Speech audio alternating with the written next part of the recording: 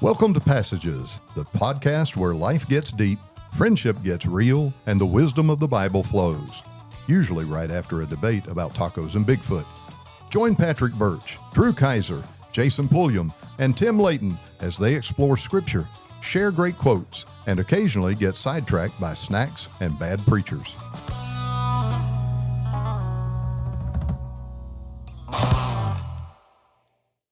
Welcome. You're listening to Passages with Tim, Jason, Patrick, and Drew. We're together for another great hit of an episode 81. It's their best one yet. It's going to be. We Definitely can our most prophesy recent. to you that this shall be the greatest episode of Passages yet. And the bar is high. I mean, when we say that's a big statement. The bar is high. Before you start, Drew, can I give a shout out tonight? I already got started. My sweet wife brought us some Sweet treats. Cassie. Yeah, she did. Oh, Drew. Good stuff. I'm going to have a hard Drew. time not eating during the podcast. Passengers, It's staring if you at me happen to already. hear crunching tonight, there are almond bark covered bugles in the studio, and I'm addicted to them. And There's there it is. Yep, there it is. There it goes. This is my version of couch mix, and by mine I mean Cassie's version of couch mix. Because if you have this, let's you need just call nothing this else. couch mix. You This have- is it. You have nothing else that you need. With this. It's flawless. Mm. So what would you change? There's nothing to change. Maybe add some chocolate, like chocolate, Ah. little pieces of chocolate bit or something. I don't know. It's pretty spectacular. Milk and a spoon. True. It'd make a great breakfast Then cereal. it becomes cereal. Absolutely. Yeah. If I could get this to form into a bar, I would call this a cereal bar. Mm. And I have it bet for Cassie breakfast. can do that. Yeah, I'm going to go for that. All right. I'm sorry I interrupted. Hey, yet again. Drew, no problem. before you do yours, tell us about Ghana. I think Okay. people want to know about Ghana. Oh, yeah. Yeah, and whenever we get together after, well, I'm sure I'll have very different things to say, but I leave tomorrow. I was going to say, I'm sure you're not a little stressed about trying to get ready to go. I considering have a it's little more packing to do, but I 10 leave till tomorrow 9 for in the Ghana, Africa. Is this your first trip to Africa? First trip to Africa. I've never been. Going with a group of preachers, and we're going to do a seminar for 200 Ghanaian preachers. I think it's a 4-day seminar on different aspects of preaching, and I'm talking to them about 1 Timothy chapter 4.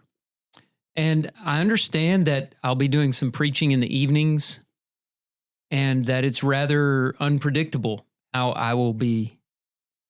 I don't know where I'll be going. They meet every evening while we're there. I don't know if they meet every evening throughout the year or it's just because we're in town. The local churches know that there's some guest preachers around.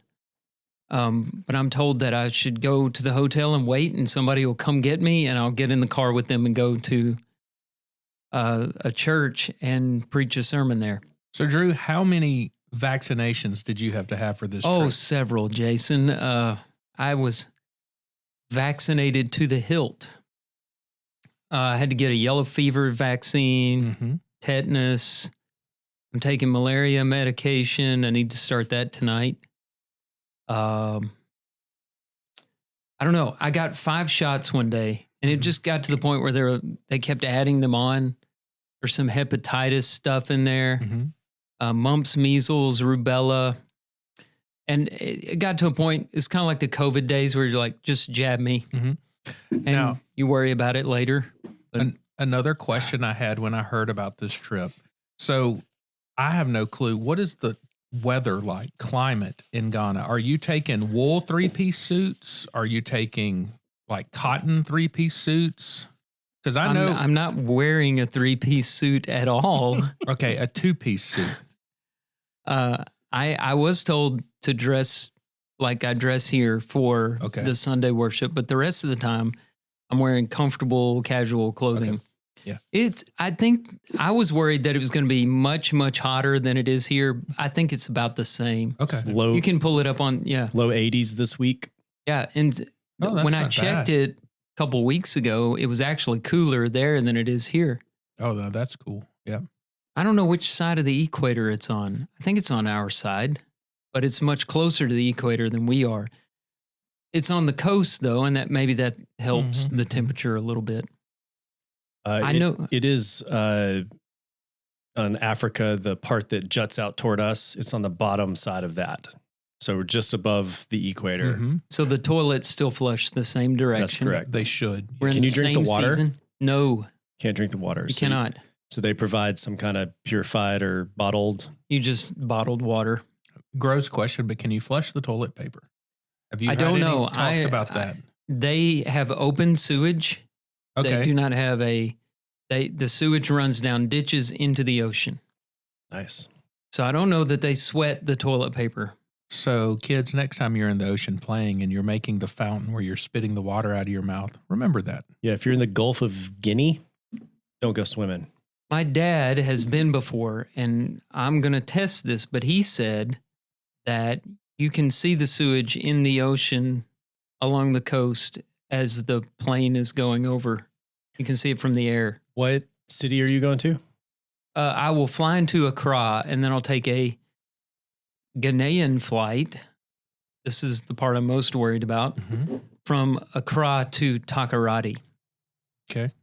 Good luck finding Takoradi. It's not a small town, but I'm not sure how to spell it. Yeah, it sounds like martial arts.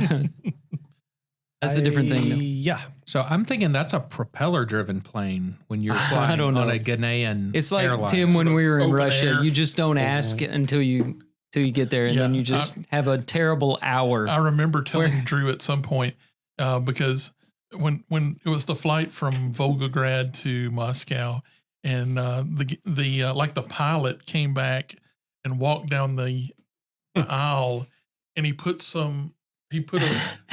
a ceiling tile back in place. Okay. And when he did it, I said, Drew, I think I saw the sky up above that. Are they assembling the plane now?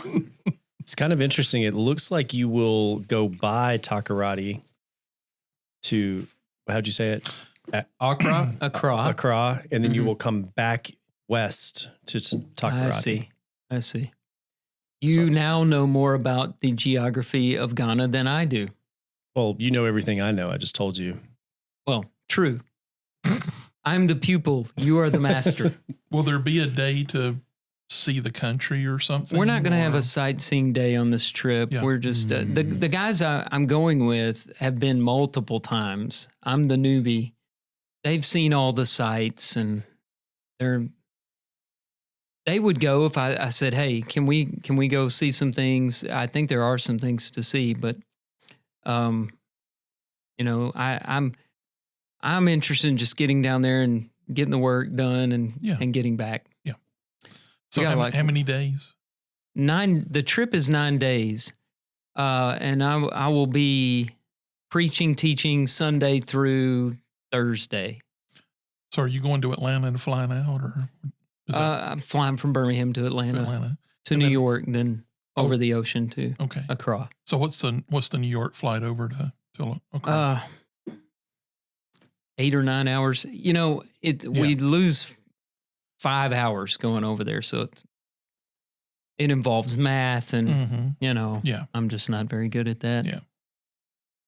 It'll be I'm whatever, trying to. it'll be whatever time it is when you get Yeah, there. it will be. It certainly will be.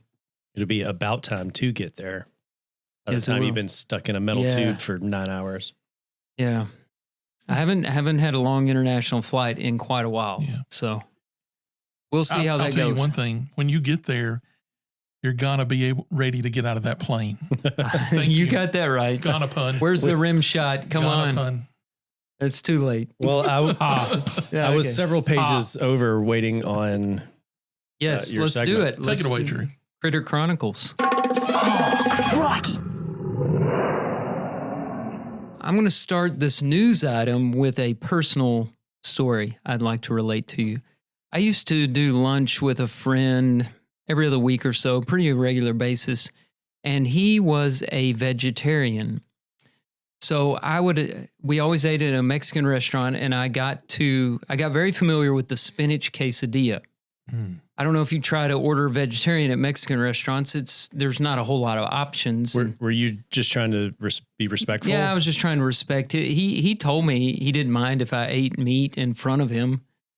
But then he would say things like this. He would say, I can't believe people eat octopuses. Did you know that an octopus will get a tool, a rock to break shells with, and roll it up in its tentacle for years? I'd just say, I did not know that. Are you getting octopus at a Mexican restaurant? No, but That's just about meat eating. That was just his octopus anecdote. But what about a Right. cow? Does a cow do that? Well, he probably had some facts about they are actually cows very and smart. what they go through. Yeah. Why is the plural octopuses and not octopi? That gets on my nerves. I was saying octopi until I No, researched I just this. Googled it, and And that's why I said it the way that I said it. Octopi sounds better to me, but while used, is considered less correct as it mistakenly applies a Latin pluralization of a Greek word. Can't do that. No, Yes. no cross-pollinating on Yeah. the Greek and the Latin. No. that's right. This is a Greek term. Octo meaning 8. Octopodes. The rest of it, it's all Greek to me. Octopodes. pod as in PODES. feet. PODES is the original Greek plural. Octopodes. I like if I'm octopodes saying better it than right. octopuses, but we'll see how we can get through this story. Anyway, I want to see how many times I thought this you was a say weird it. story. It's going to be so hard to do this. So the headline, after I've told my anecdote about my vegetarian friend, Mm-hmm. the point was, and Patrick, can you get it? I know I'm taking too much time here, Yeah. but I meant to have you do this. Mhm. Do a little AI, do a little wizardry, internet magic over there on the top 10 smartest animals. Okay. Just, hey, Google, what are the top 10 smartest animals? Tell me, please. Just type something like that in there. You don't say please Have that to ready. AI. Right, because that wastes money, right, Patrick? Learn that. Well, I asked AI, but go on. All right, here's the headline. If humans die out, octopuses already have the chops to build the next civilization, scientist claims. Okay, let's see how that's going to work. Earth is no stranger to extinctions. As scientists have discerned from fossil records, species on Earth have already passed through 5 mass extinction events. Last mass extinction, roughly 65 million years ago, that wiped out the dinosaurs. Well, we question the dates on that. They weren't there. They don't know when that happened. Now, scientists believe we might be in the midst of another. Humans' impact on biodiversity. Get ready, there's a lot of environmentalism in this. Via both habitat loss and the effects of man-made climate change, Jason, has caused irreversible damage to wildlife. Like dimming the sun. 50% of species could be lost by 2080 if humans do not curb greenhouse gas emissions. Oh no, this is behind a paywall. I'm really afraid that these bugles are going to increase greenhouse Oh, gas come emissions. on, man. Will I still be I didn't alive? know this was behind a paywall, so I've got to. Hey, There's a lot of these Oh, dang it. stories on here. I think I might could still be alive in 2080. you'd be the Well, only one in this room. I guess- yeah. I guess I will have to witness this mass extinction. So this, There's already going to be a mass extinction in this room well Yeah. before 2080. Patrick versus the octopus. I've really messed this up with choosing Yes. the wrong article to read. Oh, Plural. Not just one. okay. I got Patrick it. can beat something with one. A with giant eight arms. octopus civilization may have emerged under the sea, and it's not what scientists expected. Not far off the coast of eastern Australia, something extraordinary is stirring in the sand. What began as a curiosity, a few octopuses cohabitating in unusually close quarters, has now evolved into a discovery that could rewrite our understanding of intelligence and society. Marine biologists have uncovered what may be the first known civilization formed by invertebrates. Octopuses living together, building shelters, and possibly even exchanging social behaviors once thought impossible for such creatures. So there is a scientist out there, and many who follow him, who believe that when humans go extinct, assuming that we would, the next powerful civilization will be built by Octopi. So I was pausing for effect, not to get you to hit the dump button. I know, but I'm glad you paused. So that story that I messed up by getting an article that lets you read the first 2 paragraphs only. That's how they get you. Is Drew. absurd. Okay. Octopuses may be very intelligent, but I don't think they can quite build the infrastructure we've built on Earth. I mean, come on. Express, I know you're listening and you're looking for a sponsorship opportunity. So we'll give you a sponsorship opportunity here. There's a few things in the story, Apologetic Express, and you know that you're listening, so I want you to listen to me. Mm-hmm. I need you, first of all, to teach the writer of this article that dinosaurs did not exist 65 million years ago, number one. Number two, I need you to do some research and get back to us on the octopi situation. Like how to say the word? Well, I'm just refusing to use the correct plural pronunciation. Now I have some words for this civilization that's been discovered. Octopolis. Octopolis. Or Octlantis. Oh. Could use those names for it. You could. These are the seabed habitats enhanced.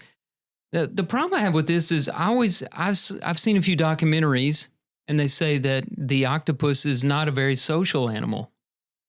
Also, they don't live very long. Neither are Patrick and I. Very social animals. That's correct. Patrick, do us a number crunch on how long octopuses live.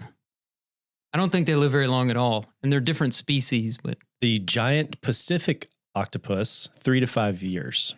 How are you going to build a civilization when your maximum lifespan is 5 years? Right. Well, they shake a little hand, shake a hand next to you. Shake a little hand and sing along. That's how they work together. Okay. Together. Actually, what they do is shake a little, shake a little, shake a little, shake a little, shake a little, shake a little, shake a little, shake a little. Is that eight? Because there's so many tentacles. They don't have hands. The Suction general cups. the general octopus of the ocean is around 4 years. So, see, this is absurd to think that they could overtake humanity. You want to know where on the list of the top 10 smartest animals the octopus is? I'd just like to hear the list. Okay. Yeah. You want me to go from dumbest to smartest or smartest please, to dumbest? Yeah, dumbest to Let's smartest. start with the least intelligent. Okay. Number, what? 10. 10. Humans. Oh, sorry. Orcas. Okay. Okay. The killer whale. The SeaWorld. Killer whale. Yeah. SeaWorld Yeah. pets. They're that so do smart, they end up tricks. in captivity. Yep. Way to go, Orca. Yeah. Free Willy. Number 9, rats. He wasn't an orca. I've heard that rats are, Ratatouille. Ratatouille. We've all You seen learn it. to cook. I hate Rats can cook. rats. Have you ever watched Ratatouille? No, because Go change your mind. I don't should. Want, I don't want to put human characteristics on those vile. If you'll go to the beings. Kentucky Fried Chicken and walk back into the kitchen, I'm pretty sure you can see You Ratatouille. could probably just order. Or Captain Disease. I'm pretty sure both of them have the same issue. Number 8. Number Malt 8, vinegar. pigs. Pigs. Pigs. According to this, an example of a pig's intelligence, it can use a mirror to locate hidden food. Interesting. It is a pretty Well, close. how does it hold the mirror? No. It is It a, just has to get at the right angle. You can but use it a is a mirror. pretty close analog to human tissue because Mhm. they use Mhm. porcine tissues sometimes. Yeah, And I What did believe you they're say? the porcine and that the Porcine? porcine and that the word for pig material. Porcine. Am I making that up? No, you're the only person who's studied these things. You would know. Porcine. I think it's porcine of pork. The flesh of a pig is called pork. Porcine. Well, that's the part you eat. Porcine. Yum, yum. Porcine definition of affecting or resembling a pig or pigs. Sounds good to me. All right. What number are we on? Number 7, dogs. Dogs. Not mine. Yeah, This thing specifically mentions border collies. I used to work with a border collie, and she and I had the same job. So that Did she clock in at the same place you did? I was to stand on one side of the cattle. She was to stand on the other side of the cattle and make sure they would not go out, but go forward. I thought she worked at that golf course and she was driving the tractor. It's like, that's impressive. No, that's a golf course. Number 6, crows, specifically the New Caledonian crow. Well, you never see them hit by cars. Ever. No, and they come close, but Well, it's because crows do anytime a some car amazing comes, they things. look at each other and go, caw, and they all run off. yes. Is that because they're from Boston? Boston? Bastin. With the cars? The cats. Yeah, I think so. Number 5, octopuses. Oh. They beat the crows. They Okay. did. They can open jars, navigate mazes, and use coconut shells for shelter. And they've And they make tools. They use tools. and they've seems built like Octolympus still or seems whatever. like this bar is pretty low. Mm-hmm. They Yeah. can Yeah. they can open hide and under a hide coconut in shell. some- yeah. You give me 8 arms, I could get a lot of stuff done, I think. Mm-hmm. Number 4, African gray parrots. Okay. They can talk. Why the gray ones? Recognize themselves in mirrors and perform cooperative tasks. See, that's our bar. Yeah. Hey, that Hey! bird's smart. It can Wait, recognize maybe- itself in the mirror. maybe Hey, the, that's me. maybe not the another- maybe the bird gets the mirror and the pig finds food with it. Oh, they work together Yeah. like on Animal Farm. It says from George cooperative Orwell. tasks. Yeah, Yeah. that probably works. I'll tell you how dumb animals are. Ava brought home a mirror designed to go in a fish tank for a beta fish. The idea is the beta fish sees And Jackson won't its stop looking reflection. at it. Right. You put it in the tank, and the beta fish sees its reflection, thinks it's another fish, and it bows up and makes these beautiful Like shapes and flexes their stuff. fins. Flexes. Yeah.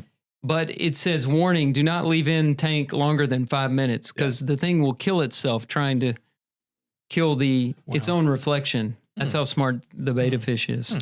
Number 3, elephants. I've heard that. They have an exceptional memory, Roll time. can show empathy, and have advanced problem-solving abilities. Okay. Number 2. Number 2, bottlenose dolphins. Yeah, I've Oh, heard yeah. they're pretty smart. Yeah, I saw Flipper. They supposedly And the have some dolphin kind show of at Six language. Mm-hmm. Advanced echolocation, self-awareness, and cooperative hunting tactics. And then they develop unique signature whistles, which this says in parentheses are their names. Interesting. So they name themselves. Well, humans know that because they can Oh, communicate through whistles to the Mhm. dolphins to Yeah. know this stuff. Yeah. Totally know it. And just number called your 1 name, Tim. is probably pretty obvious. Chimpanzee. The great apes, including chimpanzees, bonobos, orangutans, and gorillas. Did I say that right? Bonobos? Yeah, far as I know. Now, so do any of the, while we're impressed that a Bonobos, excuse me. Bonobos. The bonobos monkeys. Bonobos baseball. we're impressed that an octopus will carry a rock around to smash shells, and we're impressed that a gray parrot can recognize itself in a mirror. These are not skill sets for building civilizations. Yeah, I'd hate to know what that civilization looks like. And on that list, a quote unquote scientist chooses of all the possibilities, the 3-year-old octopus will rule the world next. And I love how he just assumes that we're all going to die. Like the human race is going to go out and they'll still, Instantaneously, yeah. Poof. before the world does, and God's going to turn it over to the animals. Well, I mean, you've seen that new thing they're tracking coming out of space. It's moving here closely, more closely, rapidly. Wait, what? Oh yeah, I'll bring that up. Maybe the next time we meet. I need to do a little more research. I've taken too much time. Never, Drew. True. Never. Outstanding. All right. An update from last week on the breaking of the attempt to break the Guinness Book of World Records. Did you ever make it in? We'll get to that in a second. Okay, I'm sorry. So, Burying the lead. Sorry. So last week we talked about the fact that the Golden Rule Barbecue, maybe the oldest restaurant in the state of Alabama, I think. It is. 1891, if I remember correctly. They were celebrating their anniversary, and they were doing it by hoping to serve 5,000 barbecue sandwiches for 95 cents a piece on Saturday. And so about 12:30 on Saturday, I told Millie, I'm going to get in line. I want to be part of history. Want to be part of history. Yeah. And so I hopped off at the second Leeds exit. No, I didn't. I went on down to Old Leeds Road and turned left. And so I got down to about, this shows how old I am, but it's the place that used to be this huge furniture showroom called John F. Lawhon Furniture Showroom. And now it's like a AAA indoor storage or whatever. But it's it goes way back. It's right past, because that guy used to do commercials on TV all the time. And it was like, when you came into Birmingham, that road right there was I-20 coming into Birmingham way back in the day. And so it was like one of the first things you saw as you were coming into Birmingham, because it was a big trip for us to come to Birmingham. It was a big deal. We might be going Christmas shopping at Century Plaza or especially Eastwood a mule-drawn Mall. carriage. Exactly. And so when we got there, the mule was so happy because he knew he was almost about to stop and get some water. So I stopped right there, and I'm like, how close am I to Golden Rule? And so I pulled off to the side and got in line. And so I sat there for about 15 minutes, and I moved forward 3 or 4 car lengths only because of people getting out of the line. So the line was doing 0. Oh, you were like, I was like a mile away. No, you were like 1,500 feet or so on the road. It was still a ways. That line was long. You can put a lot of cars in 1,500 feet. Yeah, sure. And so I thought, this is never going to move. And, we're not making any progress. Maybe they're out. I don't know. Why are we just sitting here? Right. I mean, it's not like they're going back in the back to make more sandwiches. These things have to be made, and they're just selling them and moving. Something's up. So, I don't know exactly what was up. Got back to church on Sunday. Of course, Calvert Bibb told me that he had the plan, and he did, because they parked on the side of the road, walked into the restaurant. Now, apparently you couldn't order the barbecue sandwiches by just walking in the restaurant. But what he learned was you could order something else and then say, hey, I want 10 barbecue sandwiches also. And so there was sort of a way around it or whatever. So basically, he went in, they got their sandwiches. You couldn't get them to go. I think that was the thing. If you came inside, you couldn't get them to go, but you could get them. They'd bring them to your table, and then you could ask for to-go containers. This sounds super silly, but go on. Yeah, how do you break a record with these kinds of rules? Yeah. And 5,000 people eating in the restaurant? But they did. Yeah. They sold 10,000, right? So they destroyed the record. And they had the big certificate that they were putting on the wall. I didn't get to be part of history because I had no idea how long I might be sitting in that line. So part of the problem. Go ahead. Guinness only gave them credit for 62.15. Oh, okay. I don't know why. Maybe that was. Didn't you see somewhere like the 10,000? Yeah, also? I saw that on an AL.com article. Brian Kemp, the owner, posted it on his Facebook, holding the plaque that they gave him. Mm-hmm. And then apparently, though, he only got credit for 6,215. I don't know what the discrepancy is. Maybe it's something like if you ordered 10 of them, maybe they didn't count all of them or something. Yeah, which is weird. I think the That's delay probably came from, because I've been in that Golden Rule many a time and seen some of the people that come in there charging 95 cents for a sandwich. There was a lot of those older customers that were digging through their purse and their pockets, counting out. Now let me get one more penny for you. You know that was happening. I know I've got one in my car. I'll be right back. I bought the first sandwich in this restaurant. Okay, I found some clarification. Orders were only counted for 10 sandwiches per person. Okay. So if you ordered You ordered 20, more. they only counted you for 10. Wow. Which doesn't. There's That's no an reason to that's make a- that rule. That's Yeah. an awful lot of over 10 orders, isn't it? Wow. Sure. People- I mean, you either People were eat freezing those 10,000 things. sandwiches or you don't. Somebody was freezing some pork, I think. Mm-hmm. So, okay. So there's the Golden Rule, the Guinness Book update. Congratulations to Golden Rule.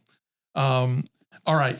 I have my other thing for tonight is I've got a question for Jason. Oh no. And this is about politics, but I'm not asking for anything controversial. I just want Jason, many of our passengers are residents of Leeds. I just want Jason to tell us like who these people are who are running for mayor. Because there's like 4 people, right? So tell me like who they are. So Eddie Moore's one of them, right? Eddie Moore, Tell me. good guy, Yeah. really nice man. His son is the superintendent of the school system, John Moore. Nice family, been in Leeds, as far as I know, their whole life. Their kids graduated from Leeds and are still living here in Leeds. Okay. Is he as old as the current mayor? If his son is the superintendent? He's sure. in competition for it. He I is mean, definitely. there's a lot of candles on the birthday cake. Yeah. Yeah, I don't know, but yes, I would say he is He's of close. the candidates the oldest candidate. But a good. I mean, born and raised Leeds. He'll be at every football game this season. Next, Michael French. Hey, tell me about him. I know he is. He does some work with a church pastor. Some does some mission work. I think maybe does some training of other pastors.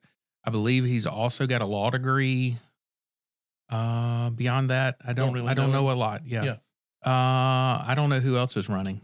I don't live in Leeds, therefore I don't vote and keep up. There's with another the guy politics. that I'm not positive is like a real serious candidate. Wait, there's a But Ken then Washington. Kenneth Ken- Washington. a longtime Leeds resident. If you've ever been to the little farmers market that they have, I can't think of what it's called, Between the Tracks Farmers Market. Yeah. That's right. He runs and That's owns Kenneth that. over there. That's him. Okay. Yeah. I thought so. Long-time He Leeds runs it. guy. Yeah. Okay. Other than that, I think he's been on city council in the past. I was going to ask if he'd been on city council. I think he has. And then I'm not sure who the other person is running. There's a fifth one that during the A fourth one, I think. or fourth one, sorry, that during the thing they did at Leeds High School where they put them all up on stage, the very first question was something like, introduce yourself and something open-ended like, tell us why you should be mayor. And this guy gets the microphone and just kind of mumbles into it and then stands up and walks off the stage. And he's a candidate for mayor? That's why I said I'm Yeah. not sure he is. Right. Right. I mean, I think Maybe not he's sort of- serious. right. Huh. Now, supposedly, am I saying that right? It's supposedly. I hear people Yes. say supposedly, but it's supposedly. I Yeah, believe. Yes. Someone told me that is it the Trustful Tribune is supposed to be doing some kind of online forum for the mayors. If you're That wanting would to be watch helpful. it, let me see That if would I be can very find helpful. it. Keep talking. I'll look for it. Okay, and I don't know if they've done it or not, but I think it's supposed to be posted on their website. Where if you miss the in-person forum, you can at least go there and look at it. I believe the candidates also have websites if you want to go and read some information about them. I will tell you, Leeds Family Eye Care. Mm-hmm. That's Leeds Family Eye Care, 7913 Parkway Drive, Leeds, Alabama, 35094. Official eye care provider of passages. Yeah, I believe I have had multiple candidates ask me about putting signs, and we have no signs. I am not going to. You are Switzerland. I am Switzerland, and for many reasons. I know the 3 we've talked about. I know them. I think they're all good men, and I'm not getting in the middle of their politics, especially as a non-voting member of the community. Yeah. I have a business there, but I don't live in the physical city limits of Leeds, so I don't get a vote. They get a lot of my tax money, but I don't get to vote. Let's just say, let's wrap this segment up by saying, Passages does not endorse any mayoral candidate, but if one of the candidates could promise to say bring something to Leeds, or put a law in place, what is there one thing, or maybe 3 or 4 things that if they could do, we would vote for them for mayor of Leeds? And I'd like to introduce the first one. a moratorium on car washes. What about Mexican car washes? More car washes. What about Mexican car washes? Explain what a Mexican car wash is. Just if I could eat Mexican while getting your car washed, yeah. Taco truck out. We might be talking about taco truck where you get your ticket and then it runs you through. Well, that's at least a difference. Mm-hmm. I mean, right now we're just getting cookie cutter car washes all over the place. I think you should just expand that to also Mexican restaurants. Okay, I think that's right. I think we that's do fair. have enough Mexican restaurants. Rolls is all you need. You're right, and that's in Moody now. Official Mexican restaurant of Passages. Yeah, Tim, I want to thank you for asking that question. Yeah, it's a very good question, Tim. And as I announce my candidacy, all right, I'm just kidding. All right, writing candidate, writing. You heard it here first, folks. Now, you know what I would like to see? Mm-hmm. Give me 1, 2. I'll take 3. Sit down restaurants. Give me something that's not fast food. A meat and 3, a meat and 2. I'll take another sandwich shop like the 3-Eared Rabbit, formerly known as the Third Squirrel. I will take someone that never known we all as the Third Squirrel. Yeah, it was never known that, but someone we knew called it that once, and it's forever stuck in my head. But I would love to have somewhere in the old historic downtown of Leeds, other than 3-Eared Rabbit, which I eat there every Thursday. I'll see y'all Thursday. You know what I'm going to have. And if you've got the carrot cake, I'll take a slice of that as well. Official sandwich shop of Passages. Of Leeds Family Eye Care. I'd love to have somewhere that when the weather cools off, I can walk down the street and go eat lunch. Because Leeds is a neat little community. Yeah. I like to get out and walk at lunch. That place they tore down or whatever, it just always looked like it would have been a great restaurant. Do you think that's a mayor thing, or you think that's just the downtown Leeds area won't support it? So what I hear from the scuttlebutt around town, because I hear a lot of scuttlebutt, is that it is a combination of Leeds code zoning kind of inspection issues and Jefferson County, because that's all Jefferson County area, and trying to run a restaurant, open a restaurant in Jefferson County, in the city of Leeds, not the easiest of things to do. Gotcha. But I would love to see just something that's not fast food come into town. Yeah, we're good on fast food, I think. So I think that's a good one. Anybody care about the Civic Center, having a new Civic Center? I was going to say, I think a Civic Center with, multiple basketball courts. So we're not splitting. Well, I'm kind of out of this world now, but have a split between the gross Civic Center basketball court and the middle school, that one over there. And, maybe a pool, like a big city pool, like a YMCA kind of pool. But more importantly, something, like a gym, things like that. Just, I mean, if you go, I know Trussell's larger than Leeds, but you go over there and they have an incredible facility. And even across the interstate, there's a really Moody, very nice Moody Civic built Center. one too. Yep. All right. I think I have an idea. Okay, lay it on us. Let's bring back Terry Walker.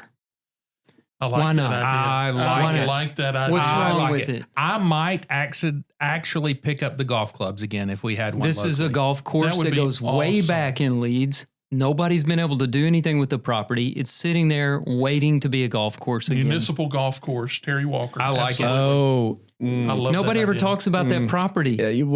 okay. They built some houses on it. No, but a developer owns it. The developer that owns or that's building Southern Trace owns that, and I bet you it's houses before.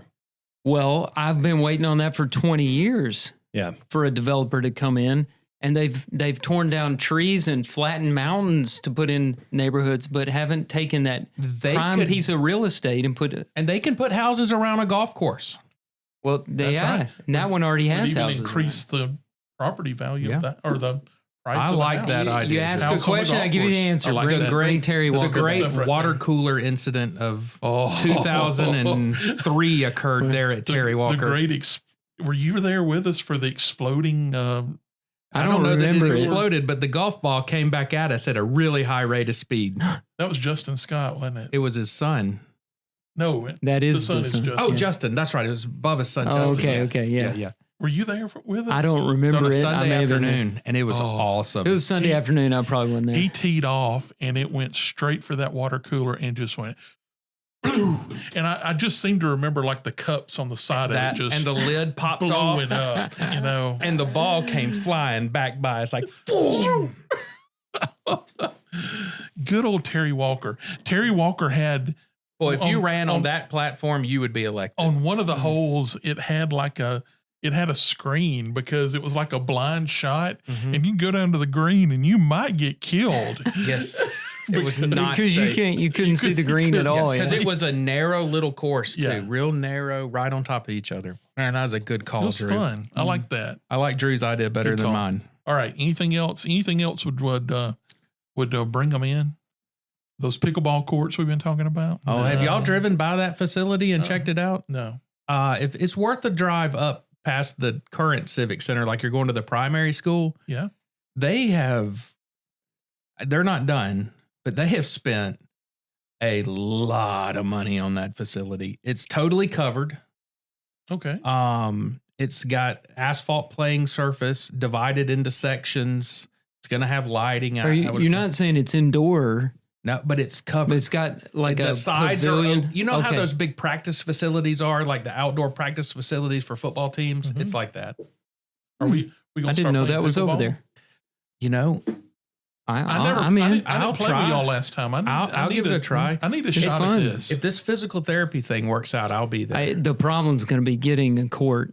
It's going to be very popular. Yeah, it is. I'm pretty sure pickleball ranks number 1 in orthopedic injuries right now. Oh, I got one. It's because from doing old nothing. people do it. Yeah.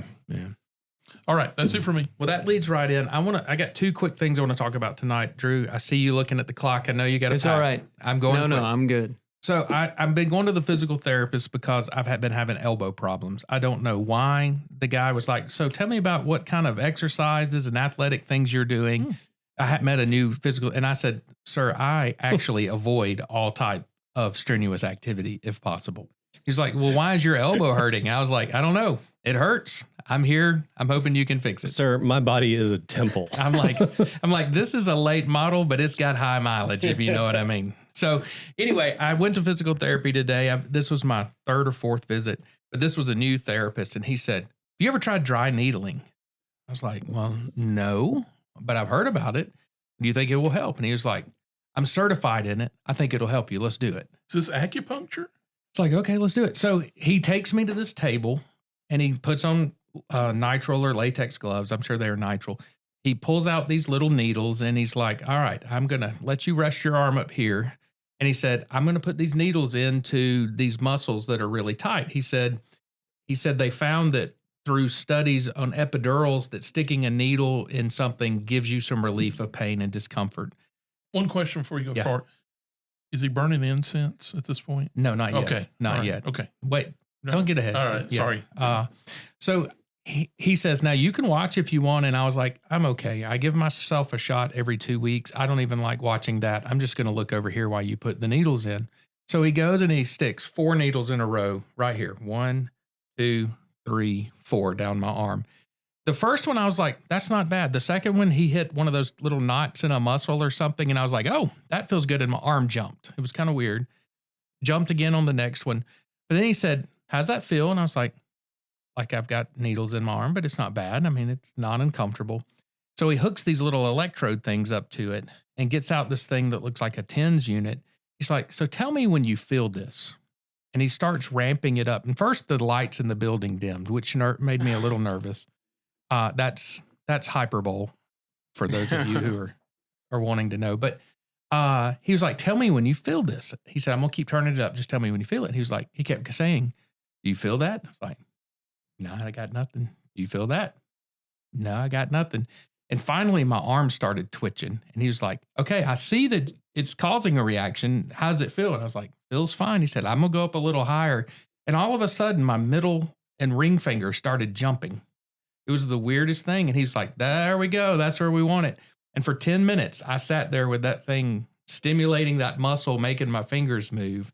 And it was the weirdest sensation. It was, and then we iced and did some other exercises and stuff. But that was a weird experience. Interesting. And that's for inflammation. Inflammation and pain. I don't know. I have some kind of tendonitis. They said tennis elbow, but I haven't touched a tennis racket since about 2009. That's your spoon arm, though. It may be, yeah. Yeah. It's That's a from good point. Yeah. repetitive Yeah, actions. that's Dipping, Yeah. spooning. You nailed it. It's my eating arm. That's it. All right. I'm bringing a small rant tonight, and then I'll shut up so that Patrick can talk and we can get Drew on to Ghana. You know what really grinds my gears? Thank you, Patrick. You're welcome. Guys, it is hot outside. It's hot. Now, this week, been a little cooler, still in the upper 80s, humid as can be. And when I go from outside, let's say I park in a parking lot, I turn off the very cold air conditioning in my truck, and I walk through the parking lot into a building.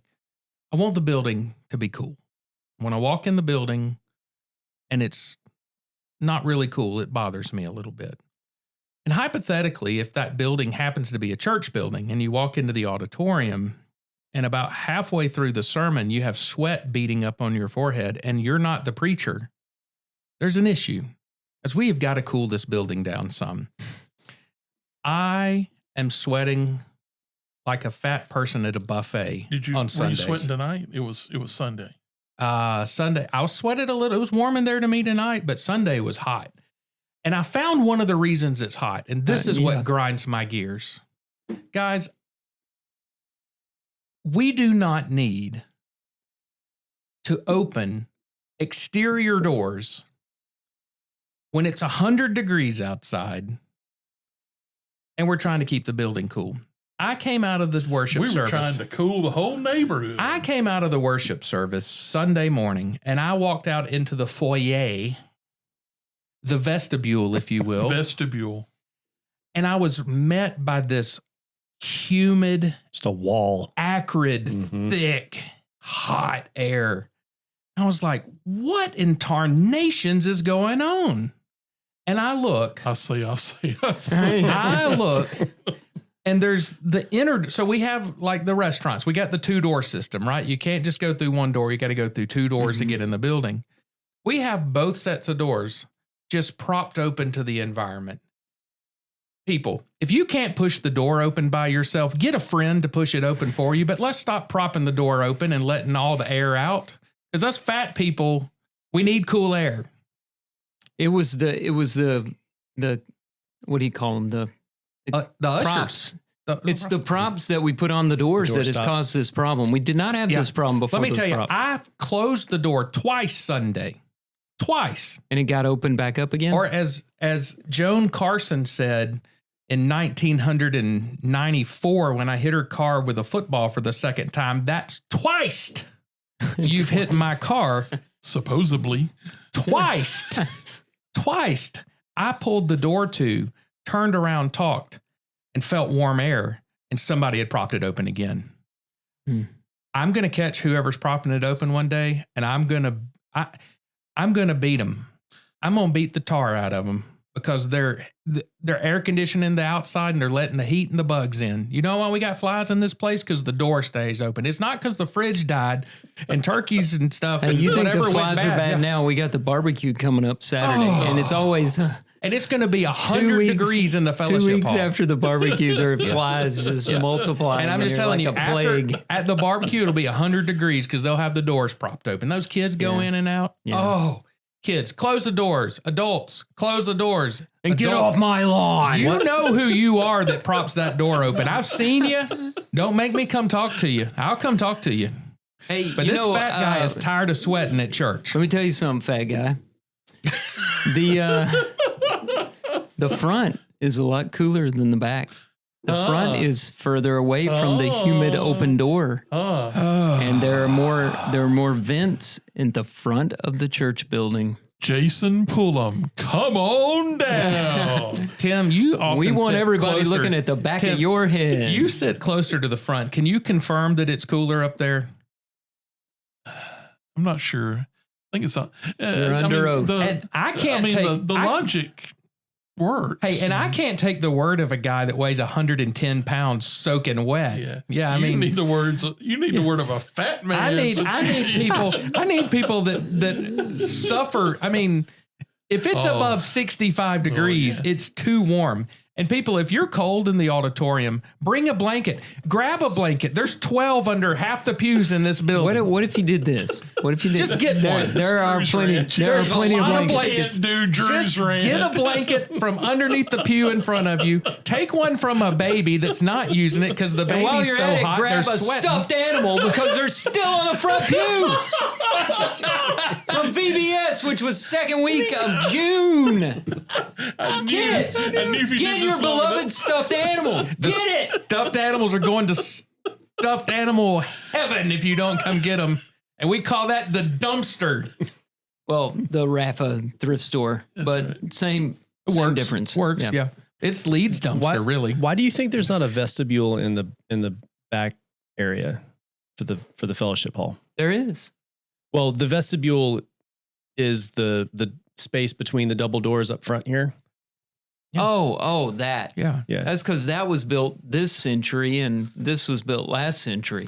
Okay, I'm prop guessing. open I the don't know. inner door, close the outer door. Or close the inner doors and prop open the outer.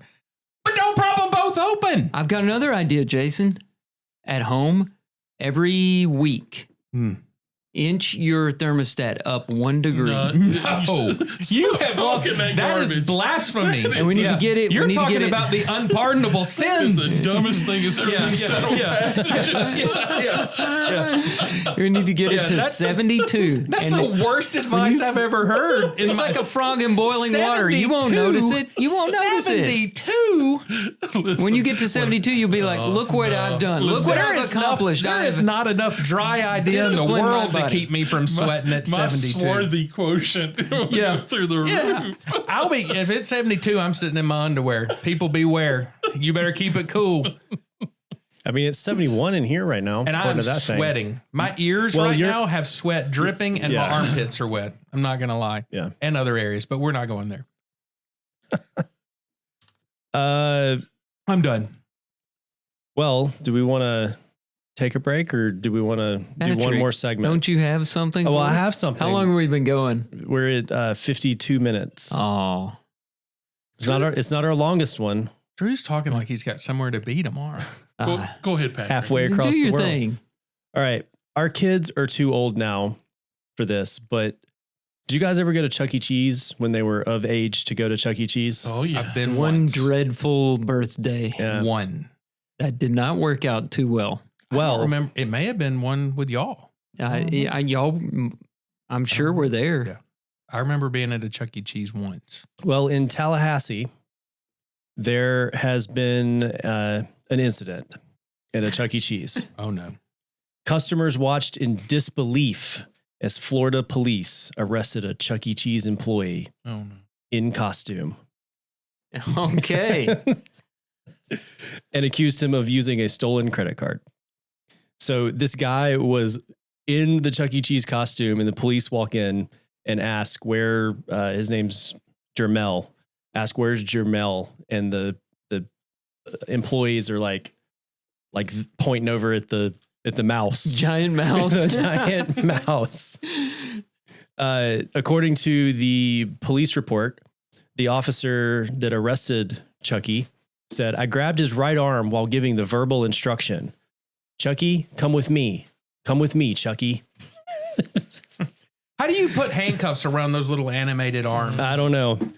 There is actually a picture here. They do indeed have. It looks like he's just wearing a shirt. Chucky's really fallen on hard times. Y'all remember the animatronic robots? Yes. Isn't it there that had animatronic, like the Mhm. band? Do they not Yep. have that anymore? I don't know. I haven't been there. Haven't been there in a while. I just find it. I came across it on this on Instagram, and this picture of this disappointed police officer holding Chucky while walking him outside in full. The mask in is full on everything. Yeah, with the mask. yeah. They take it off outside. There's body Okay. cam footage outside. They take the head off, but there's just these children sitting around in this picture staring at Chucky being arrested. It's so sad. Kids, that's why you don't do drugs. They had to take the or still credit they cards. had to take the mask off so they could do that thing where they put their hand on top of your head as Yeah, they put to you into put the you in back the- seat of the And police bash car. it into the top of the Right. door frame. multiple times. So Jermel is accused of Jermel. stealing another employee's, I think it's another employee's credit card. The bear. And then making a purchase at the Chuck E. Cheese he works at with the stolen credit card. You work at Chuck E. Cheese and you're buying things there? Wait, you Yeah. took your buddy's That's great. You took your buddy's credit card and you used it to buy something where you work, and your buddy called the police? That's a problem. He bought like He bought something up on tokens the for wall. the arcade. He bought one of those things up on the wall.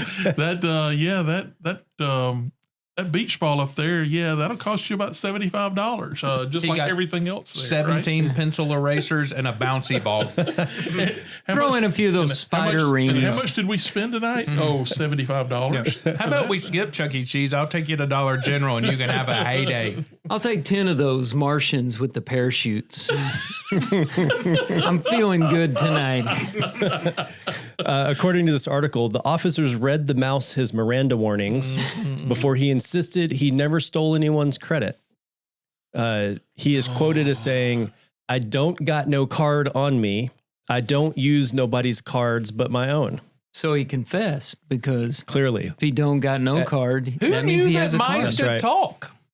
Hey, for a mouse, that's pretty articulate. It is. I mean, let's give him that. They He's should not have a been- rat. they It's not should like have- it's a rat, which is in the top 10 list of intelligence. That mouse should have been like number 2 or 3 on the list for sure. That's a smart Officers mouse. found the victim's Visa card in his left pocket.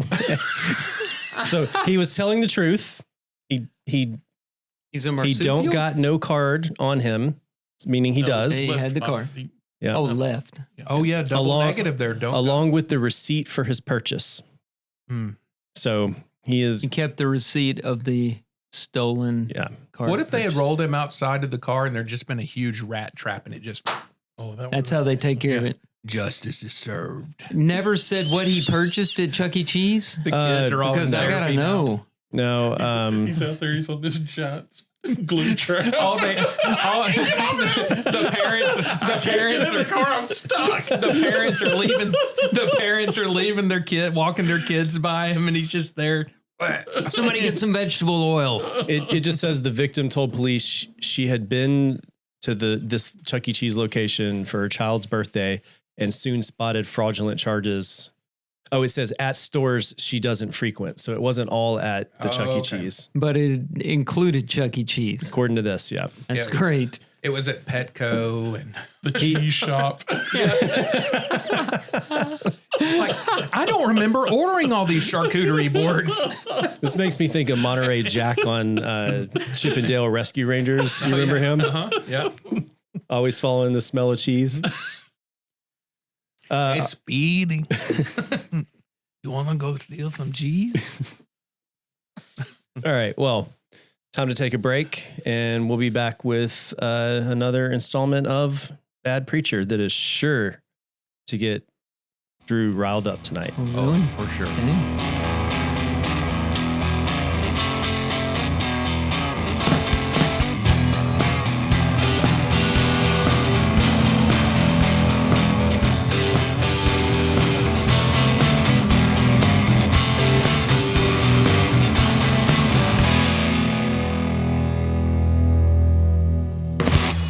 Welcome back. It's time for another Bad Preacher segment. Bad preachers.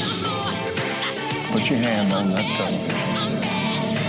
And you wouldn't go about establishing your own kingdom in the video room.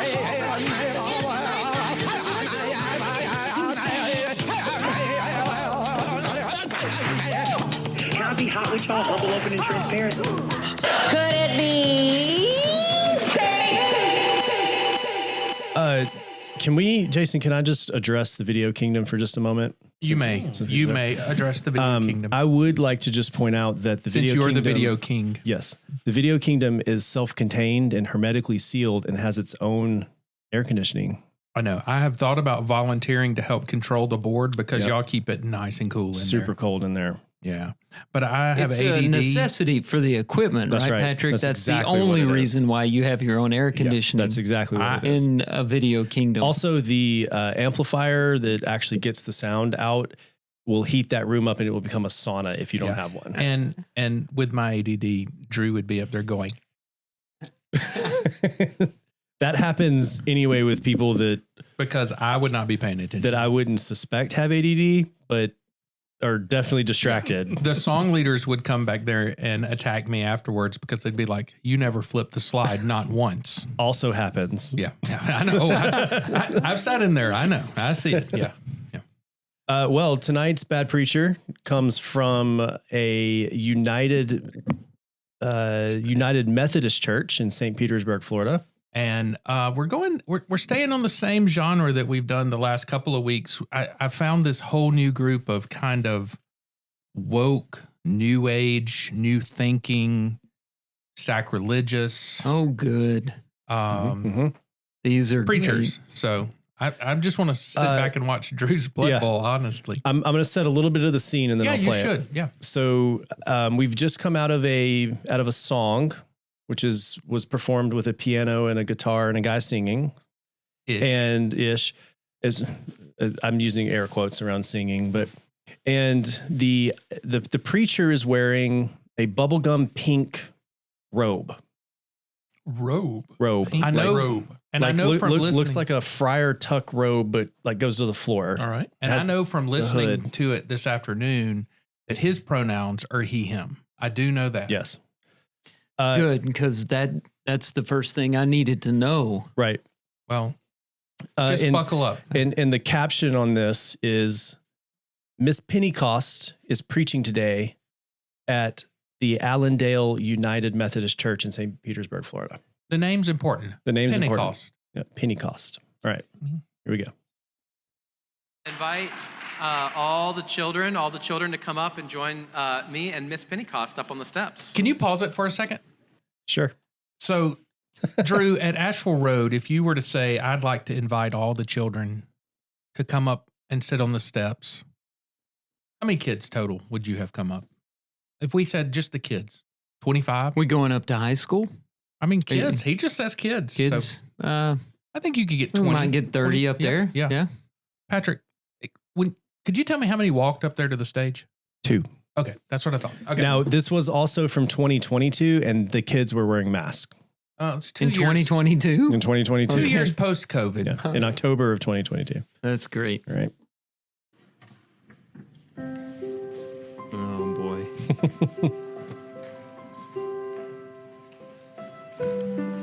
I'm glad you can't see this, Drew. I know. It would make you even madder if you good could. morning.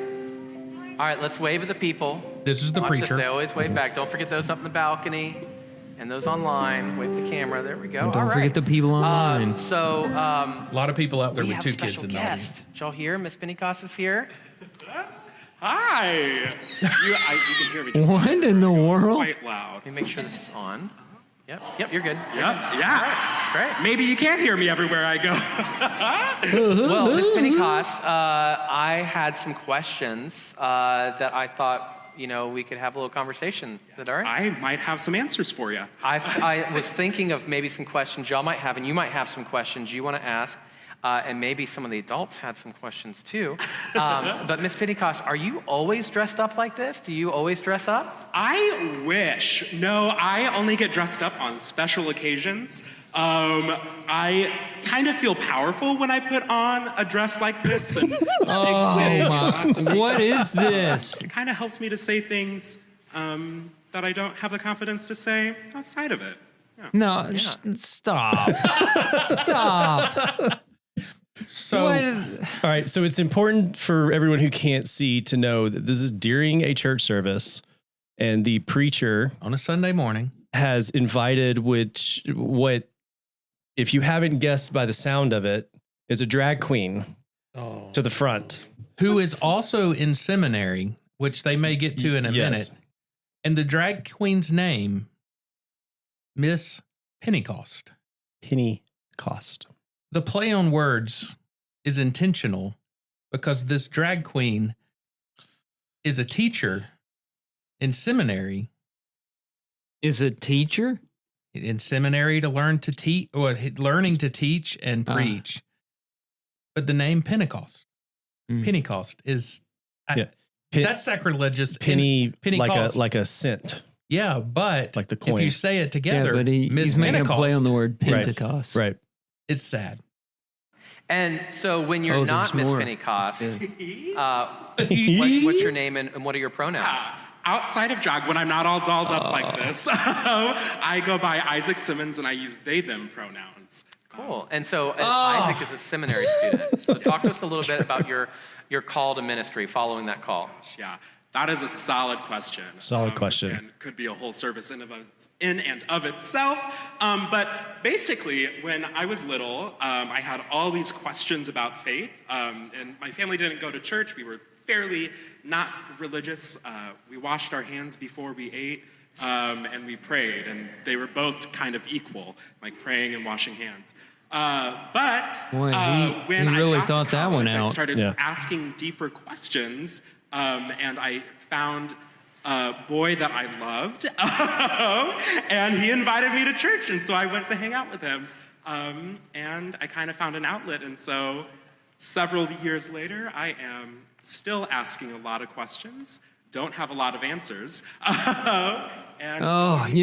got it. Is there a stop? Yeah, stop there. Either of you have any? Is it almost there? Yeah, I'll skip to the part. Working towards something. He's asking the little girls now who look a little uncomfortable if they have questions. Oh, and the little girls are commenting on the makeup. Yeah, At this I like point. your I'll eyeshadow. skip over that part.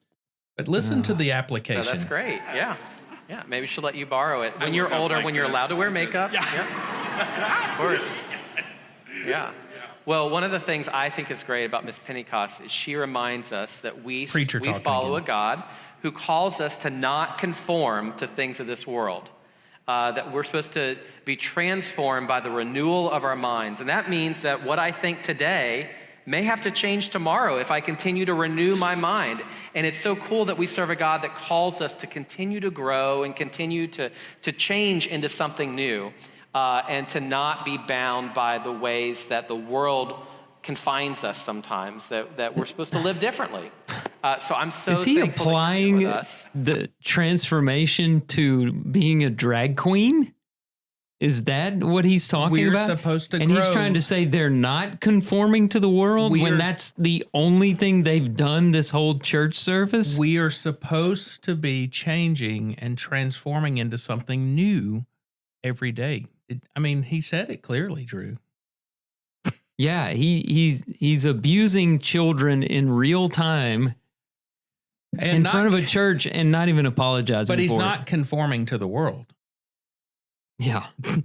That's all he's doing. Or to this God's, stuff. Or to God's is it word. real? Is it?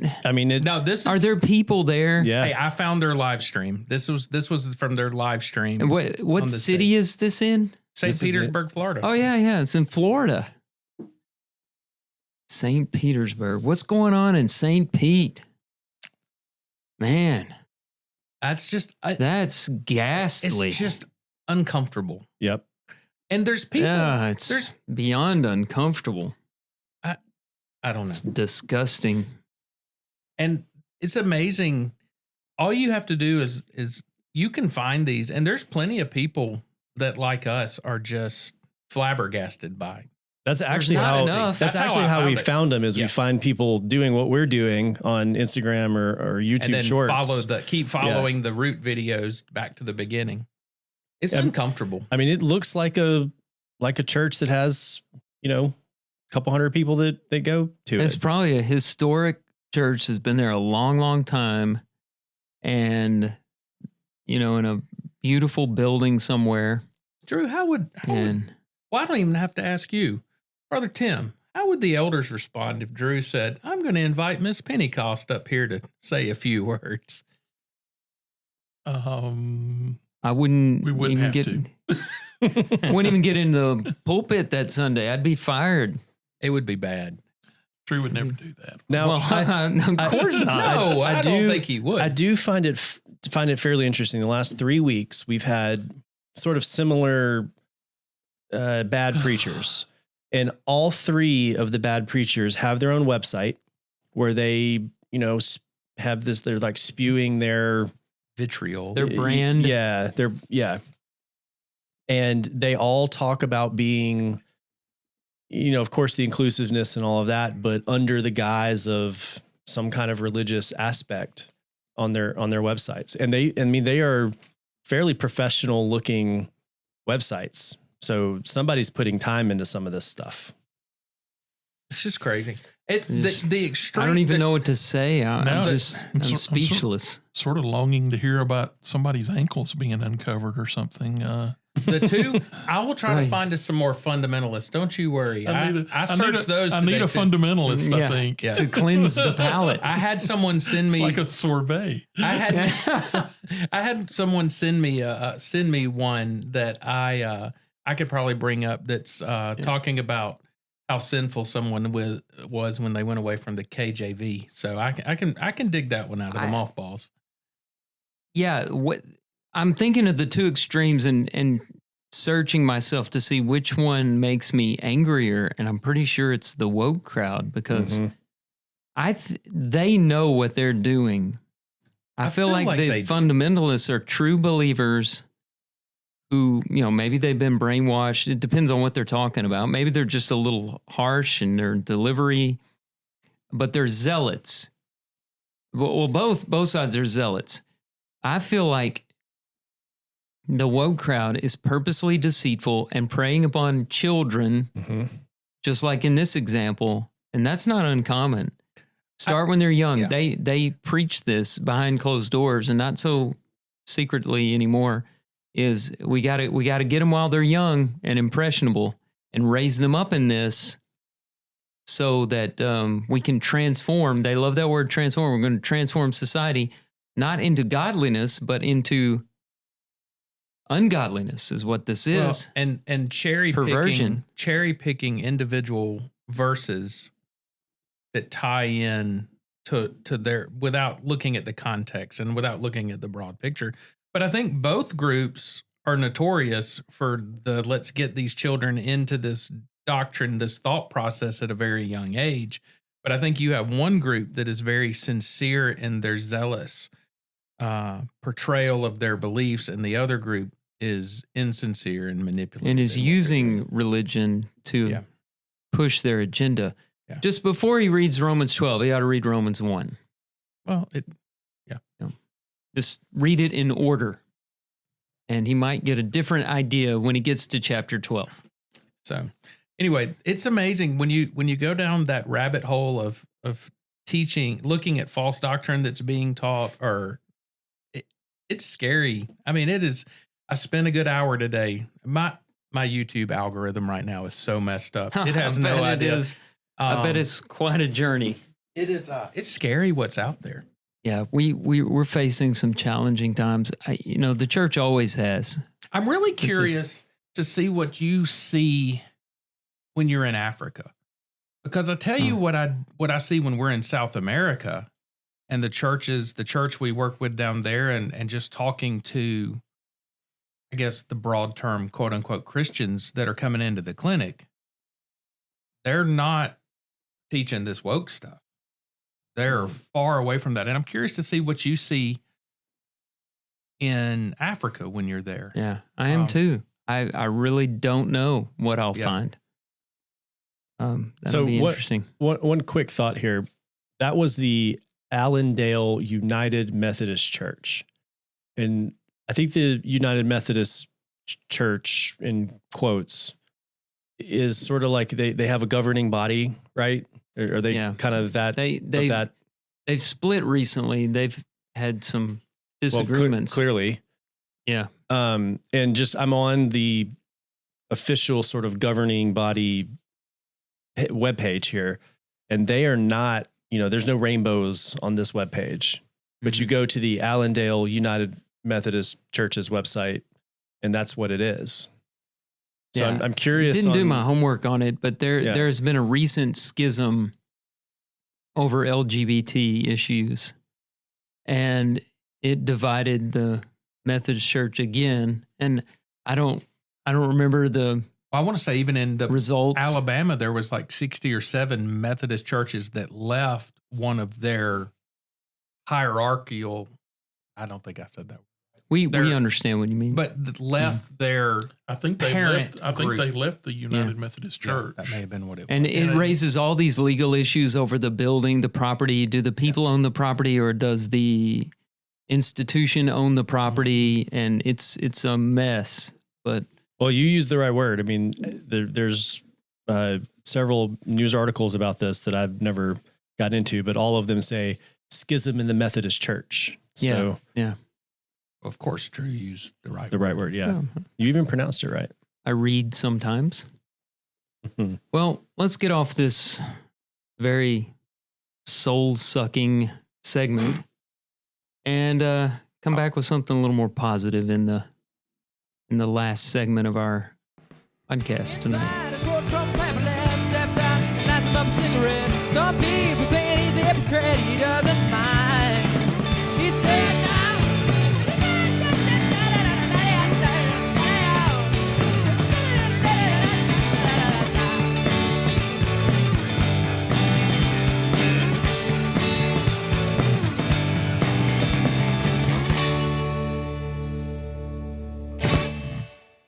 All right, welcome back. It's time for our passage of the evening. This one comes to you from Alan Watts. I'll read it a couple of times, then we'll discuss it. This one hits home for me, so hopefully it'll help some of you out too. No amount of anxiety makes any difference to anything that is going to happen. Let me read it one more time. No amount of anxiety makes any difference to anything that is going to happen. So I live in a world of constant fear and anxiety. Not as much now as I used to. Medications have helped. Talking to counselors have helped. Having friends like you that I can talk with openly about some of my stuff helps. But anxiety is no fun. There's a lot of people who deal with anxiety, depression. I think those two kind of walk hand in hand a lot of times. And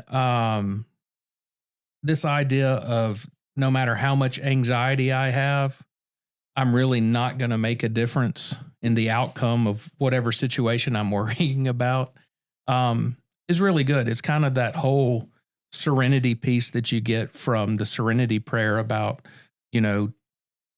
understanding the things that you can control, the things that you can't control, and realizing when it's appropriate to try to control and when it's appropriate to let go of something.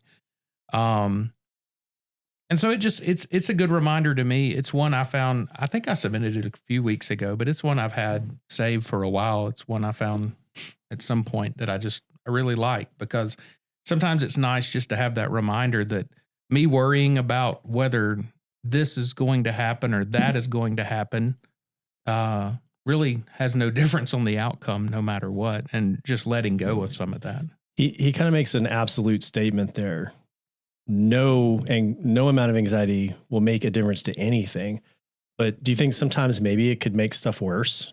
I was about to say the same thing. Yeah, I don't it's think not going to accomplish anything, but it can change what's going to happen. It's not going to necessarily change the outcome or the final result, especially if it's something you're anxious about that's out of your control, but it'll make you a miserable human being for sure. I also wonder, I know he comes from an Eastern philosophy background, and I wonder if he kind of has a fatalistic view of the world, that outcomes are set, things are going to happen.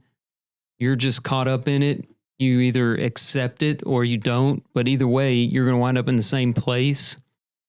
I wonder if that's where he's coming from, or if we're reading it to say you don't accomplish anything by worrying. Mm-hmm.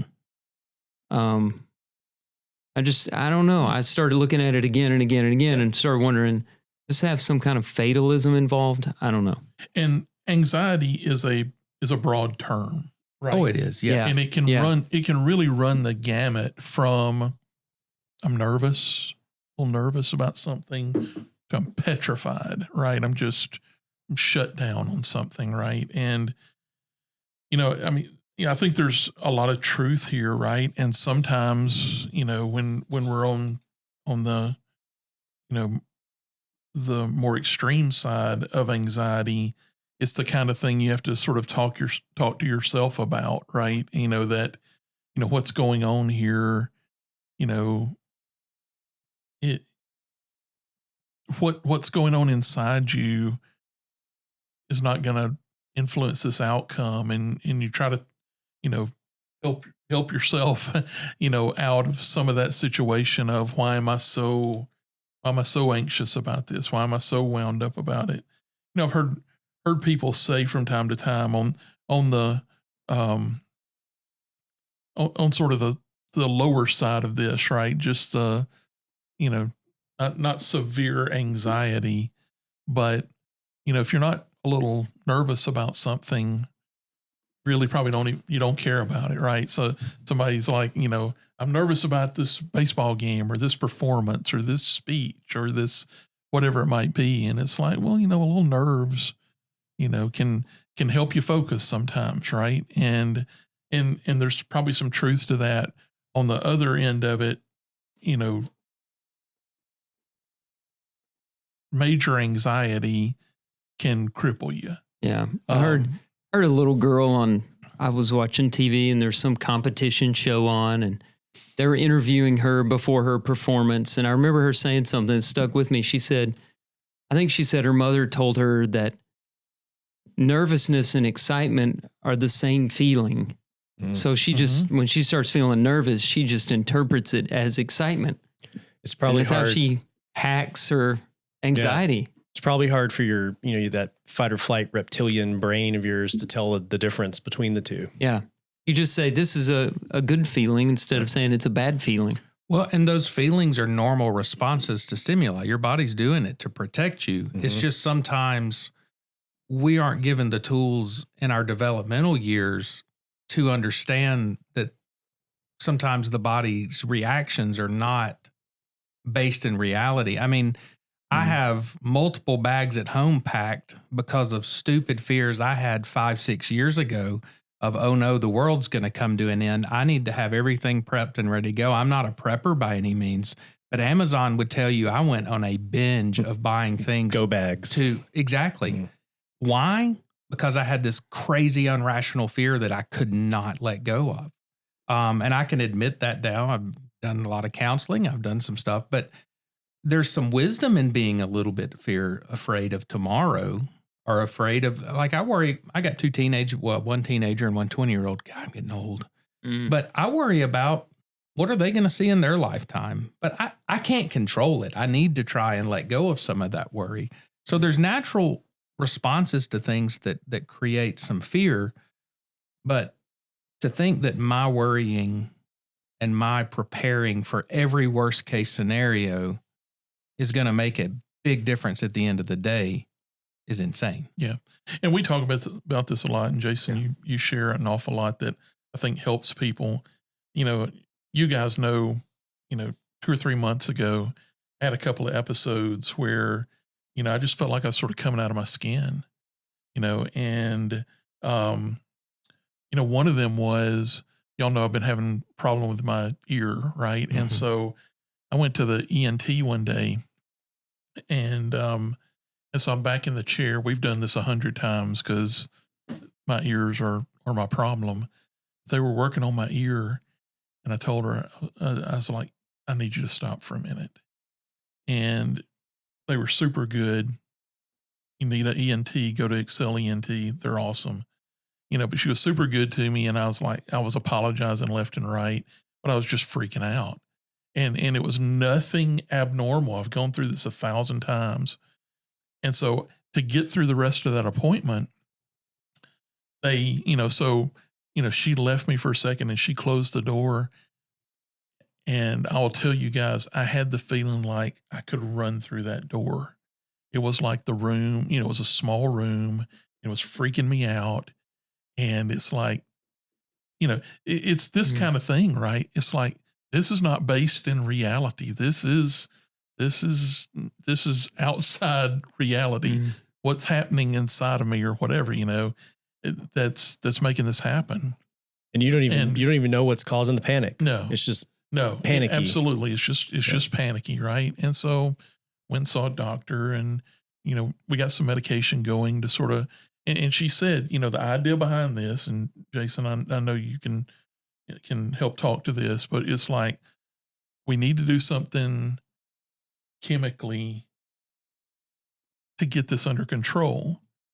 And then you need to work on what's underneath all of that, right? It's not just, I don't think, a pill is ever just the solution, right? But you got to do some work to figure out what was underneath. I mean, your body's doing some things and you can do some chemical stuff to help with that. And I'm still trying to figure some of it out, but right? It's what's triggering my body to do that. Something underneath all of that. And, I've got some ideas. I don't know that I've cracked the code on it or whatever.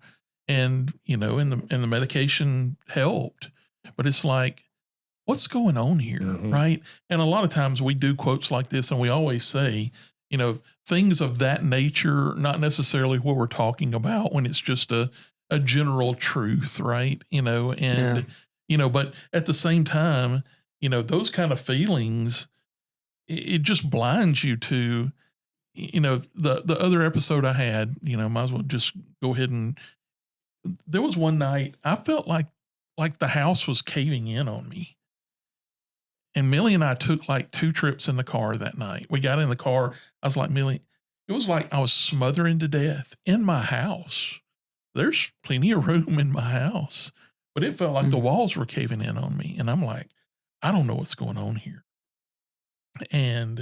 But I got so freaked out and I'm like, let's just get outside. Go. Let's get outside and go somewhere, and then I, got back inside and it's like, here it comes again, and I knew at that point when something that, I can take one as a one-off, right? Maybe there's just something that was wrong that night. But when you start seeing a pattern, it's like, we got to fix this. I mean, we got to do something to address this, right? Because, it's just, it took me a minute to say, hey, I need to go see someone about this. I've always been a major advocate, right? And you guys know my history and you guys know about my dad. And, so I've always been, everybody take care of your mental health, right? Yeah. And that is number one. But, it took me a minute to be like, all right, it's my time to quit talking about this and go do something about it. Because, you think, well, I've gotten to 58 here. Why is this happening all of a sudden now? And I guess as long as you're above ground, it's a little late for a midlife crisis, right? But it's just like, hey, something's happening here. And, Millie and I have had plenty of conversations, right? And, sometimes you do start looking at, I've let these things pile up on me and none of them are that big a deal, but I've let them sort of pile up on me and become a big deal, at least in my mind. And when it comes to things like this, in your mind, it's the only place that makes any difference. That's all that matters. Right. It's like, that's where, so I think in a lot of cases, it's just, how are you, are you taking on too much? Or are you just letting everything weigh you down? And so maybe it's not that you're taking on too much. It's just the way you are sort of absorbing it and processing it or not, or just trying to shake everything off and say, hey, I'm okay. I'm supposed to be the strong guy or whatever, and then all of a sudden one day, poof, your body starts telling you, hey, something's up here and we're revolting. It feels like there's sort of a stigma in society too, for men specifically. You just said it, you're supposed to be the strong one. We're not, not allowed to cry. You're not allowed to break down. You got to keep it all together because everybody's counting on you. Right. All right. Can I institute the glue cause real quick and take this a slightly different direction? So we talked a little bit about, how to handle it if you're the one that's anxious. And I'm not saying what I'm about to say to brag in any sort of way, but I don't deal with anxiety like you guys are describing. Lucky. Of a lot of good traits I got from my dad, I think I value that one the most because he's very much of an Alan is that his name? Alan Watts. Mm-hmm. Alan Watts kind of guy of, look, stressing out about this ain't going to fix anything. You gotta work through it. Now that's probably the unhealthy part is you're going to push through it no matter what. Yeah. But you're not anxious about it. Yeah, that's right. So that's what Tim did for 58 years. Right. You call us when you're 58. Yeah, that's true. So my question is around the three people that I live with that are just balls of anxiety. And I mean, they, Amy and Kinley and Belle just, they get in these modes sometimes where something's just really stressing them out. And I don't get it. I truly don't understand. So, first day of school, okay, you've had 12 of those already, or, I don't know. You didn't say that. No. Senior year. No, baby. You've done this 12 times. No. But like, suck it up, Buttercup. But like, okay? I'm trying to explain like why I can't understand it, right? Because it's where you've had, and I'm not trying to in any way minimize what they're dealing with. I get that it's a thing that people deal with, but I don't understand because I can't. I'm not empathizing with it in a way that helps them. So how do I help them? I get that question a lot from men. I will just they come and they say, I don't feel like I empathize enough. I don't understand the people around me. I think I understand them. I just don't know what to do for them. Just listen. Yeah. Just be there, listen, and you're probably already doing it, Patrick. Yeah. And don't give advice. When people come the hardest to you, part, right? It is. Mm-hmm. When people come to you and they're dealing with anxiety, and I think all four of us are kind of fix-it people. I mean, I made a career out of fixing. When people come in and they're like, this is my problem, I fix it. Now, it's not mental health. Thank goodness. I don't know that I would do a great job of fixing that. But as men, especially the type men we are, we like to fix things. So if somebody comes and says, I'm worried about this, we start saying, well, why do you think you're worried about that? Let me help you. Let me see if I can talk you through this. We'll figure out a solution. 99% of the time, if somebody comes to you and says, I'm really struggling with anxiety for this, they don't want you to fix it. Yeah. They just want you to acknowledge that it's going on, hold on to them, cling to them, love them through their faults, love them through their flaws, and give them space to feel that way without feeling judged. And when they're ready, they'll talk about it. I think a lot of our anxiety issues, and I'm speaking for myself, so a lot of my anxiety issues comes from I like to be in control. If I'm going to ride with you somewhere, I'm going to do everything in my power to drive. Me too. Because I want to be in control. At my house, I want to be in control of everything. And I want to be in control of what happens in my day-to-day life. I work for myself because I want to be in control. And when we are not in control, we feel terrified because I can't adjust the outcome if I'm not in control. So we start trying to control everything around us, which creates a lot of stress, which that starts sending off chemicals going inside our minds. And the next thing you know, you're a ball of anxiety. And we do that with our kids. I mean, we've all got teenage kids. You've got a senior, you've got a junior. I've got one out in the junior. You've got a kid in college and a sophomore. Yeah. And we all want to control our kids' lives. We want to help them. And it's hard sometimes as our kids hit teenage years and start making decisions, realizing their decisions are really out of my control. And when we try to control it, we increase our anxiety. And so learning to be okay not being in control has been a big help for me. Mm-hmm. I think that this is an opportunity if you're struggling with anxiety to lean more on God.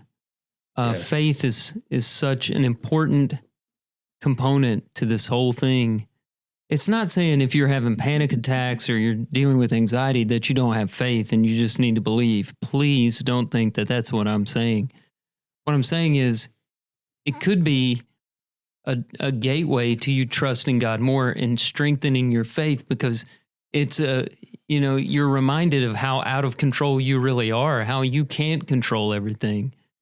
But there is someone who does, and your only option really in certain moments of your life is just to pray to him and turn it all over to him and say, I'm going to try to just let go and have you take over, and I'm going to be okay with that. Yeah. And that's not Eastern philosophy, but that's God's word. You know, the Peter passage, casting your anxieties on him because he cares for you. Yeah. You got to believe in the one who cares for you.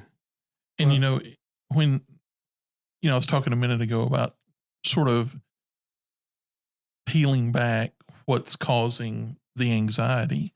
And to your point, Drew, sometimes when you start that peeling back, what you may find is an absence of your trust in God, right? I mean, that I'm saying even in a severe situation, when you maybe get the physical things sort of controlled a little bit and you start trying to figure out, why did my body get to this state where it just sort of revolted, that maybe you find that, when you take a good hard assessment of it, think often your relationship with God, what else may be in the way, are you, do you have the right kind of focus there, can be part of that solution, even in the most dire of cases, and that. So I think it always applies that, turning things over to God is a key component of alleviating anxiety. And sometimes it may be harder than other times, but I think it's always a key part of the solution. Yeah. It's an opportunity to get closer to him.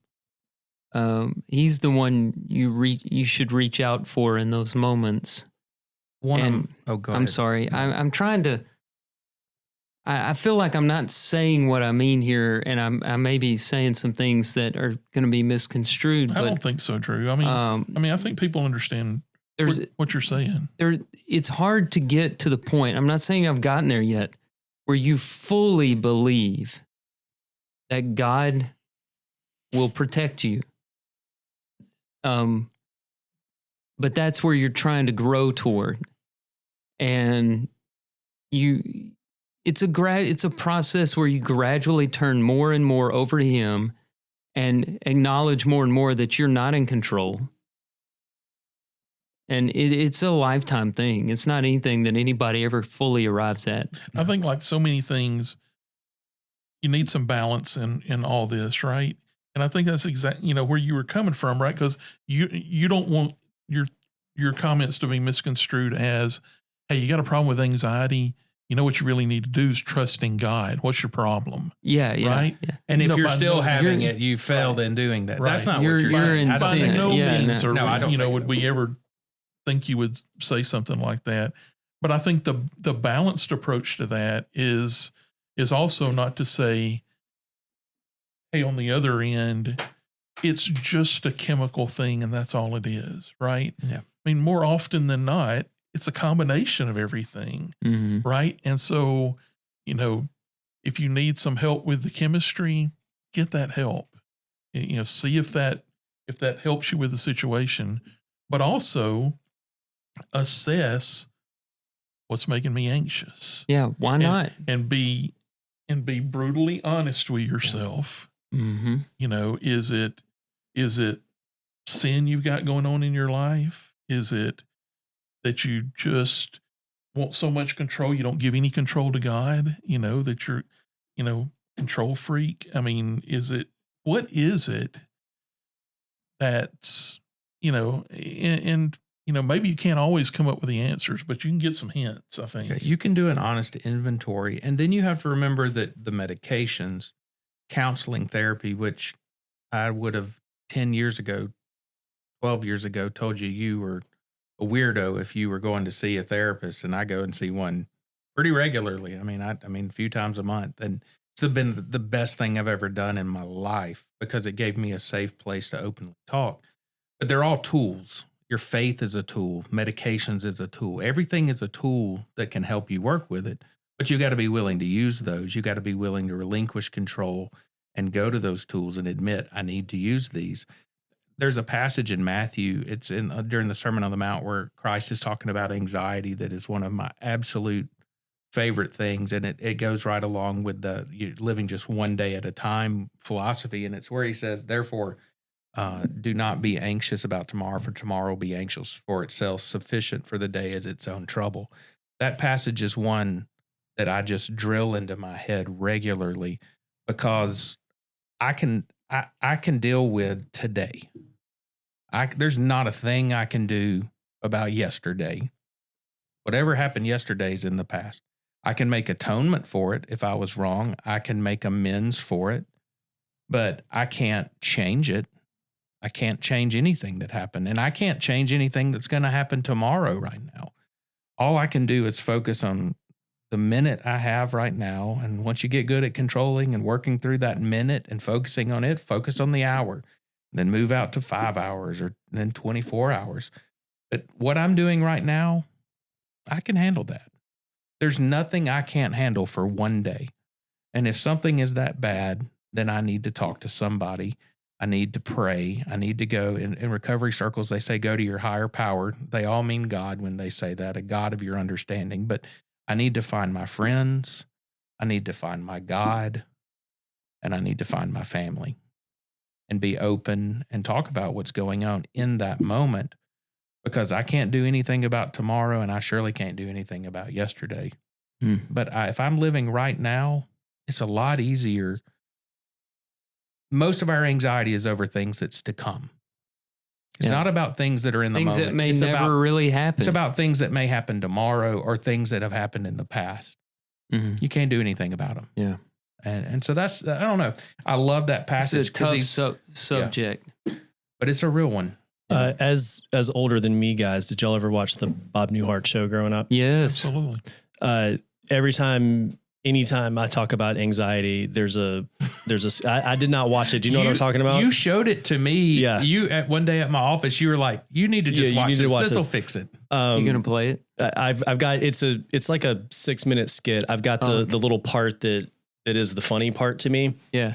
And again, let me be clear. I'm not minimizing anything, but anytime I think about anxiety, this is what I think of, because it is, to me, it's funny. But it is also making fun of anxiety a little bit. So let's see if I got it queued up right. Oh, let me give you a little. This is the world's solution to anxiety. Yeah. This is what our parents told us about anxiety. So a woman has gone to her therapist, who is Bob Newhart. And when she gets there, he says, look, I charge $5 for the first 5 minutes and $1 for every minute after, but I don't think you'll need that, or something like that. And so she goes on for a couple of minutes of, I think she's like claustrophobic and afraid of being buried alive or something like that. And so he goes, okay, well, I think I've got the answer. And here's where he comes in with it. So what you're saying is you're claustrophobic. Yes, that's it. All right, well, let's go, Catherine. I'm going to say 2 words to you right now. I want you to listen to them very, very carefully. Then I want you to take them out of the office with you and incorporate them into your life. Well, shall I write them down? Well, if it makes you comfortable, it's just 2 words. We find most people can remember them. Okay. You ready? Yes. Okay, here they are. Stop it! And it's like she can't believe that this is his answer, and so he's just telling her to stop it over and over again. He keeps saying it. Yeah, it's totally worth the watch. If you go to His YouTube, delivery was so good. The stuttering and the go to YouTube. Search for "Stop It." Bob Newhart is the very first one. It's worth the watch. This is the OG Newhart, and it will remind you a little of your childhood. So I'm just going to warn you. Stop it. All right. Well, I got to finish packing, and I think we're going to take a week off, and I look forward to returning and telling you guys about my trip will be to where Ghana. where we start the next episode. So, and I hope you have a safe trip, man. Thank you. Also, don't get kidnapped getting in weird cars, going to places you don't even know where you're going. That part of the story does really creep me out a little. It's like, I need some like a sticker on the car or something that says, I'm not taking you off for your last ride. Yeah, Drew thinks he's getting picked up to go to a church to preach in this side of the world, we call that kidnapping. Yeah, that is true. Yeah, please be careful there. Well, maybe I have it a little wrong. It's nowhere close to Djibouti, right? Because don't let them take you to Djibouti. Don't you worry. Not planning on going could take there. you to the capital of Djibouti, which is Djibouti. All right. Fact for the day. Take that one home with you.